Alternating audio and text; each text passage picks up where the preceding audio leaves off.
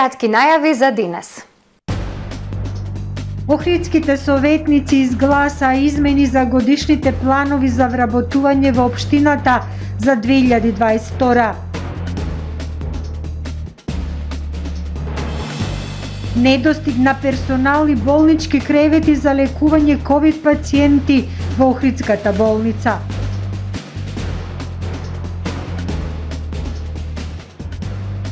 Европските елени се побројни во националниот парк Галичица. Во општина Дебрца ќе се одбележува Светскиот ден на водните живеалишта. Поскапуваат горивата. Со содржините на дневникот започнуваме по временската прогноза. Гледајте не.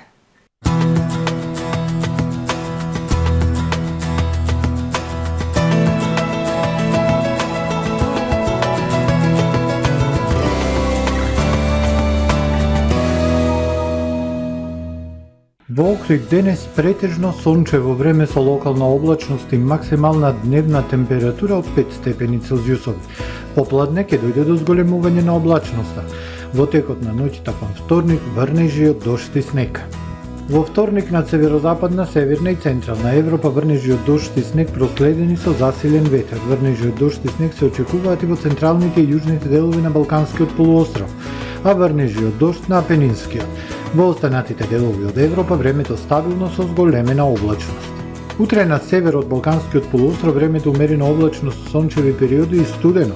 Во останатите делови од полуостровот нестабилно со врнежи од дожд и снег проследени со ветер и ниски температури. Максималните дневни на Балканот од +7 до +9 степени Целзиусови. Во Македонија во вторник облачно време со врнежи од дожд и снег кои ќе преминат во врнежи од снега на 400 метри и само врнежи од снег проследени со ветер и пад на температурите. Во првата половина од денот слаб југозападен и југоисточен ветер кој во текот на денот ќе премине во засилен северозападен и североисточен. Минималните температури во Македонија од -6 до +3, максималните дневни од 0 до 6 степени Целзиусови.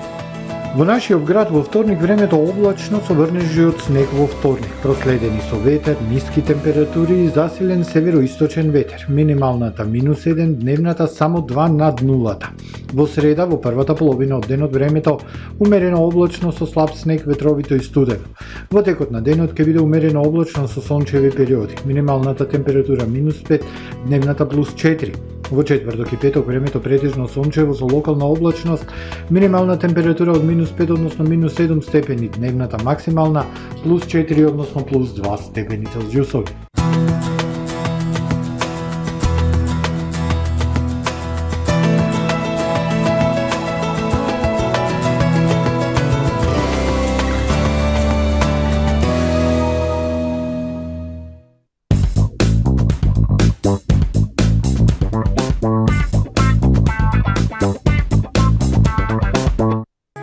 Нова супер акција во Миса Маркети. Бекутан шампон 400 мл 99 денари. Доритос 100 грама 39 денари. Чај камилица 20 грама 33 денари. Чај брусница 40 грама 59 денари. Ервик 19 мл 139 денари. Бусто 70 грама 15 денари. Пазарете со мерак, ваши Миса Маркети. Атва Хом Центар на нова локација. Во новиот продажен простор, уште поуспешно ја остваруваме нашата мисија на едно место да обезбедиме широка понуда на производи кои ќе го подобрат и разубават вашето секојдневие. Уредете го вашиот дом, деловен простор или градина, без да го оптоварите домашниот буџет. Купувајте по најпристапни цени и со постојани промотивни акции. Во нашиот салон ќе ги пронајдете најубавите и најкреативни подароци за секоја пригода. Атва Хом Центар.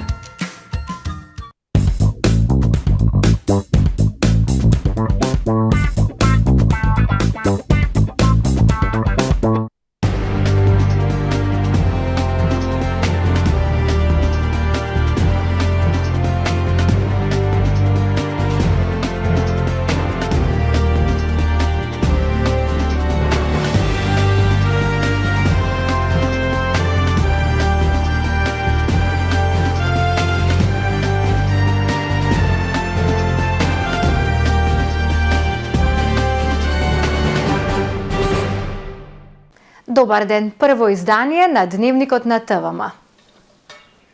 Охридските советници ги изгласаа измените на годишниот план за вработување на општина Охрид за 2022 година. Со одлуката се предвидуваат нови 10 вработувања за кои опозицијата побара да се пополнат со унапредување на лица од постојните вработени во администрацијата. Секретарот на општината со објаснување дека најголем дел од позициите мора да се предвидат поради пензионирање на службеници и дека сите вработувања во планот не значи и дека ќе се реализираат. На денешната седница беа донесени 30 одлуки за вклопување бесправно изградени објекти, а беше и констатирана оставка на еден член на Советот. Советот на општина Охрид денеска ја одржа седмата седница со 46 точки на дневен ред, од кои повеќето од половината се однесуваа на урбанистичката сфера, односно легализација на дивоградби и усогласување на намената на земјиштето. На седницата, која траеше час и половина, поголема дискусија предизвика годишниот план за вработување во општинската администрација за 2022 година. Опозицијските советници со забелешки за новата локална власт дека предвидува нови вработувања во општината, нешто што остро го критикуваа додека беа опозиција. Со оглед на критиките за превработеност во администрацијата и финансиската состојба на општината, советниците од опозицијата очекувале во новиот годишен план да има повеќе унапредувања на постојни вработени, а помалку нови вработувања во општината. 6 вработувања веќе имате од планот за вработувања од 2021 година. Ако предпоставиме дека и овие 10 ќе бидат вработени, значи уште не цел мандат од враѓањето на власт, новата власт има реализирано 16 нови вработувања во општина. И не сакам да зборувам од партиски аспект, него сакам да зборувам дека навистина, кој да е на власт, кој да е опозиција, време е да почнеме да размислуваме разумно и доколку постои можност, овие 10 кои што ги планирате да ги вработувате, најдете ги од редот на вработене. Добро ќе беше ако се пополнеше од редот на вработените во областна самоуправа или со превработеноста ќе имаме по јавните предпријатија со превземање на вработени, мислам дека законска можност има да се пополнува дел од овие работни места, така што тогаш ќе држи повеќе место објаснувањата за рационализација на работни места кои што се залагат. Секретарот на општина Охрид Александар Китески посочи дека поголем дел од вработувањата се поради пензионирање на службеници. Според објаснувањето на Китески, од 10 предвидени вработувања, нови се само предвидените за позиции советник за данок, преведувач во оделението за протокол, раководител на оделение за јавни набавки и раководител на оделение за односи со јавност. Во однос на тоа дали ќе бидат реализирани 10 вработувања, со оглед на тоа што вие претходно кажавте дека сепак е ова план. За да се уверите дека нема да бидат толку, ќе мора да почекаме да заврши година, па кога ќе носиме следниот годишен план, ќе видите колку вработувања сте реализирани. И јас, како секретар, сум повеќе за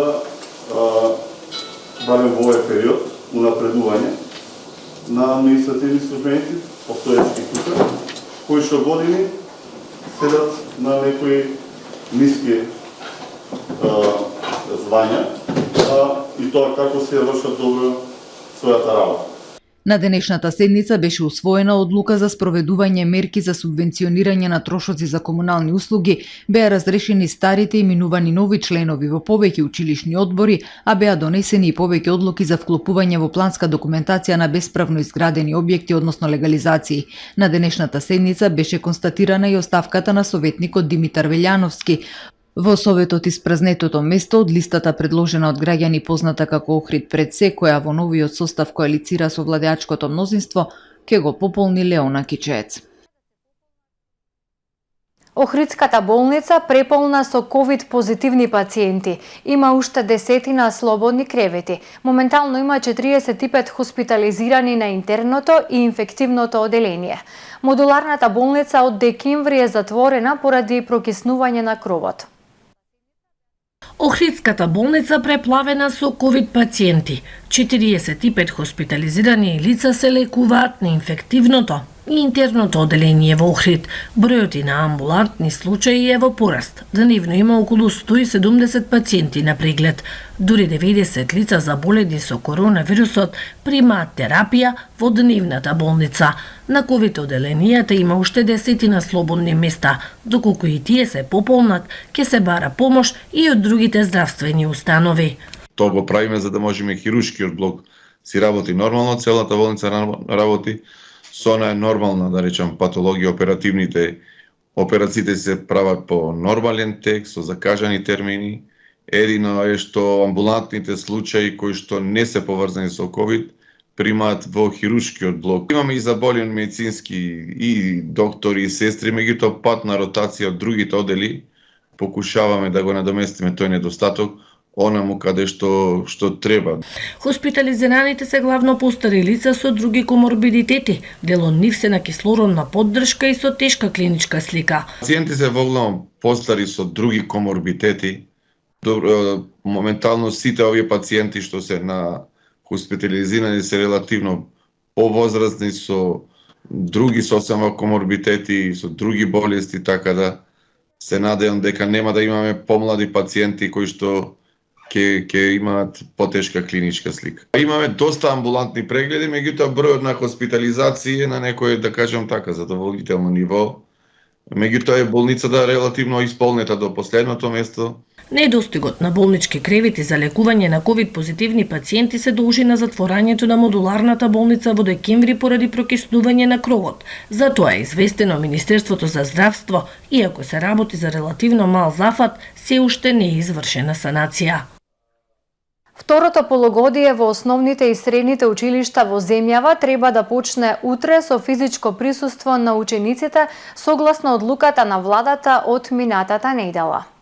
И покрај апелите од епидемиолози, доктори и други експерти, родителите, политички партии, Синдикатот за образование и детската амбасада меѓаши да се одложи стартот или наставата да почне онлайн, новиот министер за здравство Беким Сали ја потврди уште еднаш одлуката дека второто полугодие ќе започне со физичко присуство. Според него, епидемиолошката состојба го дозволувала тоа, а Министерството за здравство ќе правело случаен скрининг меѓу учениците за присуство на вирусот SARS-CoV-2. Од денеска, поради изведување на градежни работи на улицата Македонски просветители, на потегот од крстосницата со улицата Димитар Влахов до крстосницата со Партизанска, позади ТЦ Амам, се забранува запирање и паркирање на моторни возила. Во периодот додека трае втората фаза од реконструкцијата на улицата Македонски просветители, такси станицата лоцирана во џебот пред Охридската пошта времено се дислоцира на почетокот од улицата Партизанска од десната страна, гледано во насока на движење. Делот од коловозот на овој потек, каде се одвива еднонасочен сообраќај, ќе функционира и понатаму со забрана за запирање и паркирање.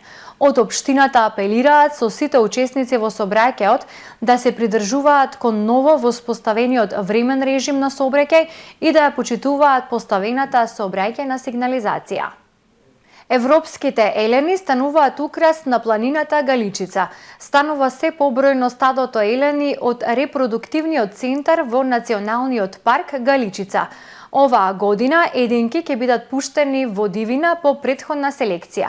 Од јавната установа Национален парк Галичица планираат да постават наблюдувачница за стадото елени да го доближат до посетителите на паркот.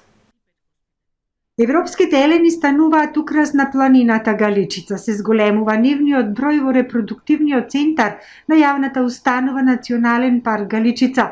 Популацијата на елени достигна бројност од преку 60 единки, каде што се наоѓа првиот репродуктивен центар во Националниот парк на локалитетот Костобачило. Во 2018 година беа донесени 30 елени, од кои 6 беа мажјаци, 24 женки, а стадото успешно се прилагоди и постојано се зголемува, информира Антон Војаджи од јавната установа Национален парк Галичица. Годинава 2022 планираме да почнеме веќе да ослободуваме единки од репроцентарот во дивина. се надеваме дека за едно 10 години со континуирано одржување на стадото во рамките на репродуктивниот центар и пуштање на единки во дивина, ќе добијаме или ќе постигнеме да имаме популација природна на европски елен. Најсилните единки ќе бидат пуштени во дивина со вршење на нивна селекција. Од јавната установа Национален парк Галичица имаат во план стадото од европски елени да го доближат до љубителите на природата и посетителите на паркот за да го наблюдуваат. Елените стануваат се попитоми во присуство на чуварите од паркот кои се грижат за нив. Се адаптират на човеково присуство елените и то не радуват, бидејќи ќе можеме најверојатно да ја постигнеме и другата споредната цел која имавме, да се зголемите атрактивноста на паркот. Во 2022 најверојатно, ако дојдат туристи, ако поминит короната, ќе можеме да поставиме наблюдувачница и ќе може да се гледат стадото елени. Женките на европскиот елен се автохтон вид и се разликуваат од црните. Меѓу другото, меѓусебно се разликуваат по големината. Женките на европскиот елен се покрупни, додека црните се поситни по големина. Камерите поставени околу репродуктивниот центар регистрирале само едно угинување на мажјак, кој не се аклиматизирал на средината во првата година од формирање на овој центар во Националната установа Национален парк Галичица. Кон подобро управување со Охридското езеро, Студенчишко блато и Белчишко блато е темата со која општина Дебрца и Сдруженијето за екологија и туризам Екотуризам 2016 од Охрид заеднички ќе го одбележат 2 февруари Светскиот ден на водните живеалишта. Во рамки на настанот кој ќе се одржи во среда од 11 часот во просториите на идниот музеј на Белчишко блато во село Белчишта предвидени се презентации за студиите за валоризација на овие важни екосистеми, прикажување на едукативно-документарен филм Белчишко блато, синиот бисер од Дебрца, како и јавна дискусија и дегустација на традиционални специјалитети. Според најавата, предвидено е свое обраќање да има министерот за животна средина и просторно планирање Насер Нуредини, градоначалникот на Охрид Кирил Пецаков, а за значењето за каните и мерките за сладководните живеалишта ќе говори доктор Орхидеја Тасевска од Хидробиолошкиот институт од Охрид. Во среда ќе се одлучува за зголемување на минималната плата на 18.000 денари и скалесто зголемување на сите останати плати. По денешната средба на Сојузот на синдикати на Македонија со представници од владата, диалогот продолжува в среда, за кога е закажан економско-социјален совет, каде на трипартитно ниво помеѓу владата, работниците и работодавачите ќе се одлучува за барањата на синдикатот за зголемувањето на минималната плата. Председателот на ССМ ги повика работниците на штрајк, протести и блокади на улиците доколку во среда не бидат исполнети нивните барања за зголемување на минималната плата на 18.000 денари, зголемување на останатите плати и враќање на регресот за годишен одмор, познат како К15 во јавниот сектор. Од полнок бензините поскапуваат за 1, а дизелот за половина динар. Малопродажните цени на нафтените деривати, согласно методологијата за формирање на цените, се зголемуваат во просек за 1,1%. Малопродажните цени на бензините Еуро Супер БС 95 и Еуро Супер БС 98 се зголемуваат за 1 динар за литар и со тоа малопродажната цена на Еуро Супер БС 95 изнесува 79,5 денари по литар, додека малопродажната цена на Еуро Супер БС 98 изнесува 81,5 денари за литар. Малопродажните цени на Евродизел и на екстра лесното масло за домаќинство се зголемуваат за 0,5 денари за литар и со тоа новата малопродажна цена на евродизел изнесува 71,5 денари за литар, а малопродажната цена на екстра лесното масло за домаќинство изнесува 71,5 денари за литар. Малопродажната цена на мазутот се зголемува за 0,5 денари по килограм и со тоа новата цена изнесува 44,722 денари по килограм. Во големата општинска сала вечерва во 17 часот започна настанот најдобрите од спортот во општина Охрид за 2021 година. ТВМ на својот Facebook профил врши директен принос од доделувањето на наградите и признанијата на најуспешни спортистки и спортисти, тренер и спортска екипа на Охрид за 2021 година. А во продолжение да ги погледнеме и вестите од светот. Денеска се одржа состанок на Советот за безбедност на Обединетите нации за Украина. Во соопштението на Американската мисија во Обединетите нации од петокот се наведува дека сега е потребно целосно внимание на Советот и со нетрпение очекуваме директна и намерна дискусија во понеделник. Американската амбасадорка во Обединетите нации Линда Томас Грифин вети дека Советот за безбедност ќе изврши силен притисок врз Русија, додавајќи дека и другите членки се обединети во ставот да бараат објаснување од Русија. Американската дипломатска мисија тврди дека акциите на Русија во близина на украинската граница представуваат јасна закана за меѓународниот мир и безбедност и повелбата на Обединетите нации. Американските дипломати повторија дека околу 100.000 руски војници се распоредени во пограничните области и се закана и ја обвинија Русија за вклучување во други дестабилизирачки акти насочени кон Украина. Портпаролот на Кремљ Дмитрий Песков ваквите извештаи ги нарече празна и неоснована ескалација на тензиите, нагласувајќи дека Русија не представува никаква закана за никого. Пред една недела Европскиот совет усвои препорака за координиран пристап за олеснување на безбедно и слободно движење за време на пандемија на COVID-19. Препораката ќе стапи на сила утре, истиот ден како и актот за изменување на регулативата за COVID сертификатите, со која се предвидува рок за прифаќање на потврдата за вакцинација од 270 дена, неограничени во случај на примена бустер доза. Патниците со важечки дигитален сертификат во земјите на Европската унија не би требало да подлежат на дополнителни ограничувања за слободно движење. Валиден дигитален COVID сертификат на ЕУ вклучува сертификат за вакцинација со вакцина одобрена на европско ниво ако од примањето на последната доза поминале најмалку 14, но не повеќе од 270 дена. Земјите членки може да прифатат сертификати за вакцинација со вакцини одобрени од националните власти или Светската здравствена организација. Негативен резултат од PCR тест не постар од 72 часа пред патувањето или негативен резултат од брз антиген тест не постар од 24 часа пред патувањето. Потврда за прележана болест, на која е видливо дека не поминале повеќе од 180 дена од датумот на првиот позитивен тест, од лицата што немаат дигитален сертификат на ЕУ може да се бара да направат тестирање пред пристигнувањето или најдоцна 24 часа по пристигнувањето. Патниците што патуваат поради нужност преку граничните работници и децата по 12 годишна возраст би требало да бидат исклучени од ова барање. Новата препорака го зајакнува така наречениот механизам за итно сопирање за да одговори на појавата на нови варијанти на вирусот што предизвикуваат загриженост, доколку земја членка наметне ограничување како одговор на појавата на нова варијанта, Советот треба да ја разгледа ситуацијата во тесна соработка со комисијата и со поддршка на ECDC. Двајца германски полицајци се убиени рано утрово за време на рутинска сообраќајна контрола, соопшти полицијата во југозападна Германија. Полицијата трага по осомничените кои побегнале од местото на настанот, се вели во соопштението на полицијата на Райнланд-Фалц, пренесува Reuters. Од полицијата наведуваат дека не е јасно во кој правец побегнале осомничените, како и дека немаат опис на осомничените, како и возилото користено во бегството. Најмалку 19 лица, од кои 7 деца, загинаа во лизгање на земјиште и поплави предизвикани од обилни дождови во бразилската држава Сао Пауло.